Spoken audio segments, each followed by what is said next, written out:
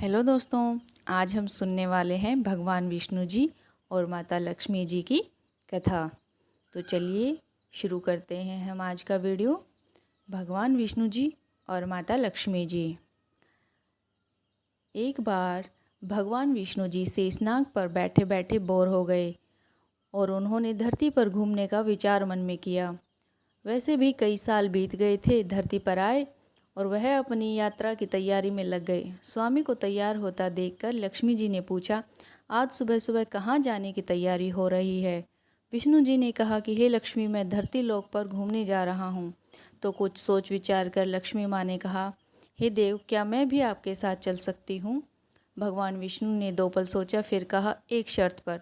तुम मेरे साथ चल सकती हो। तुम धरती पर पहुंचकर उत्तर दिशा की ओर मुख कर कर बिल्कुल मत देखना। इसके साथ ही माता लक्ष्मी ने हाँ करके अपनी मनवा ली और सुबह सुबह माँ लक्ष्मी और भगवान विष्णु धरती पर पहुंच गए।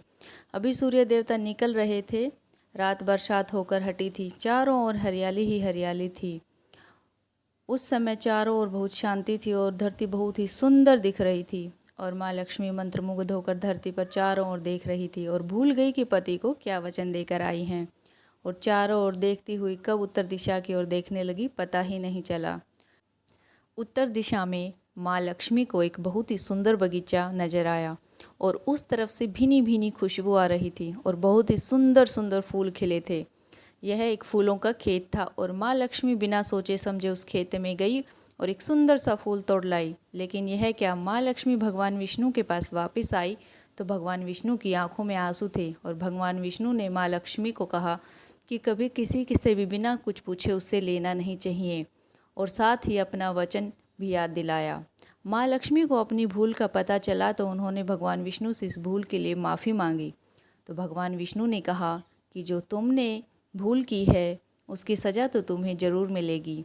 जिस माली के खेत से तुम ने बिना पूछे फूल तोड़ा है, यह एक प्रकार की चोरी है। इसके लिए अब तुम 3 साल तक माली के घर नौकर बनकर रहो। उसके लिए बाद ही मैं तुम्हें बैकुंठ में वापस बुलाऊंगा। माँ लक्ष्मी ने चुपचाप सिर झुकाकर हाँ कर दी और माँ लक्ष्मी एक गरीब औरत का रूप धारण करके उस खेत के मालिक के घर गई। घर क्या, एक झोपड़ा, और मालिक का नाम माधव था। माधव की बीवी, 2 बेटे और 3 बेटियां थीं।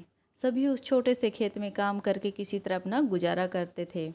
माँ लक्ष्मी जब एक साधारण और गरीब औरत बनकर माधव के झोपड़े पर गई तो माधव ने पूछा कि बहन, तुम कौन हो और इस समय तुम्हें क्या चाहिए?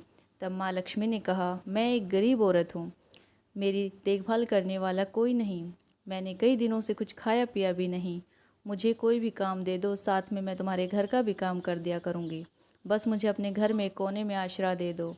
माधव बहुत ही अच्छे दिल का मालिक था, उसे दया आ गई, लेकिन उसने कहा, बहन, मैं तो बहुत ही गरीब हूँ, मेरी कमाई से मेरा घर का खर्च मुश्किल से चलता है, लेकिन मेरी 3 की जगह 4 बेटियाँ होती तो भी मैं गुजारा करता। अगर तुम मेरी बेटी बनकर जैसा रूखा सूखा हम खाते हैं उसमें खुश रह सकती हो तो बेटी अंदर आ जाओ।